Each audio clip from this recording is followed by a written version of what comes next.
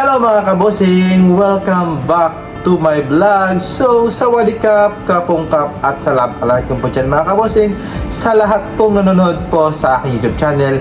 Hello po at sana ay nakasubscribe niya kayo mga kabosing. At syempre, sino ba ang nanood kagabi sa Binibining Pilipinas Coronation at mga kabosing na kung saan meron na nga tayong winners mga kabosing bilang isang Binibining Pilipinas International, Binibining Pilipinas Globe mga kabosing. At syempre ang ating ay pag-uusapan kung bakit sila ang nanalo nga mga kabosing sa patimpalak na ito, sa kanilang tagisa ng ganda, sa kanilang paseksihan nga mga kabosing, ang Binibining Pilipinas na kung saan 1 million nga ang papremyo dito mga kabosing sa bawat dalawa na may title nga mga kabosing, like sa Miss International 1 million, sa Miss Binibining Pilipinas Globe Philippines mga kabosing na 1 million mga kabosing. At syempre yung mga runners up na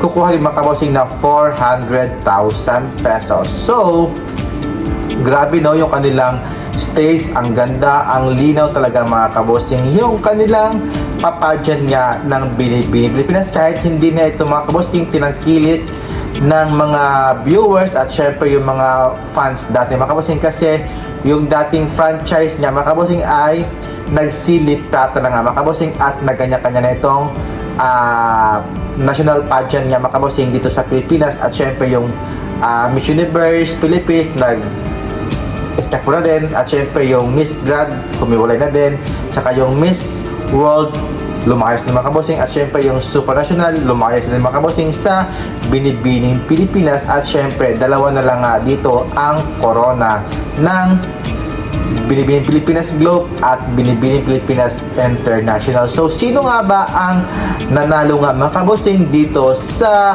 patimpalak kagabi mga kabosing no? At syempre congratulations nga dyan mga kabosing sa nanalo na si Gwendolyn Soriano bilang isang Binibining Pilipinas International nga mga kabosing, para mag-compete next year pa yan nga mga kabosing. So grabe no, si Gwendolyn Soriano from Miss Universe Philippines to Binibining Pilipinas na kung saan siya talaga ang nakakuha ng corona bilang isang Miss Binibining Pilipinas International nga mga kabosing. So congratulations dyan mga kabosing sa pambato ng Baguio. You did it nga para kay Gwendolyn Soriano. So siya ngayon ang ating ilalaban next year pa naman yan mga kabosing. At syempre ang nanalo nga dito mga kabosing bilang Binibining Pilipinas Globe na si Sasha Lacuna from Tarlac. So congratulations mga kabosing kay Sasha Lacuna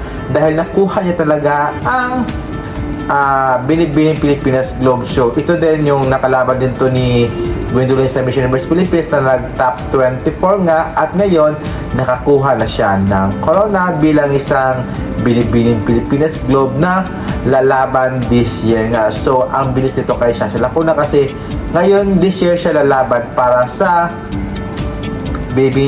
sa Miss Globe nga na gagawin niya ito sa bansang Thailand. So yung first runner-up na mga kabosing na from Dumaguete na si Julian Rain Antonio nga. Ito rin mga kabosing no, ang gandang tangkad niya mga kabosing. So congratulations ito from Dumaguete City na siya ang first runner-up. So ang nag-second runner-up mga kabosing from Bacolod na si Tracy May Sonyo. So ito, ayan. So congratulations sa mga winners dito. At syempre nagulat ako na hindi nakapasok itong sa top 4 si Isabela ba yun? Na si Sarina Sando na kasabayan din to nila Shasha, nila Sarina, ni Gwendolyn Soriano. Hanggang top 12 lang talaga itong si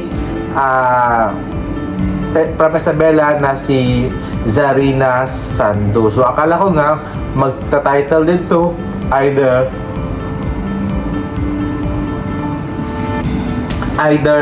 Miss International or Miss Globe nga mga kabosing. So alam naman natin mga kabosing no, palaban itong si Zarina Sando, pero based naman sa nakita ko mga kabossing kagabi sa mga clips dito na nag-shine talaga itong si Gwendolyn Soriano at saka si Shasha Lacuna that time mga kabossing, at yung si Dumaguete at si Bacolod City.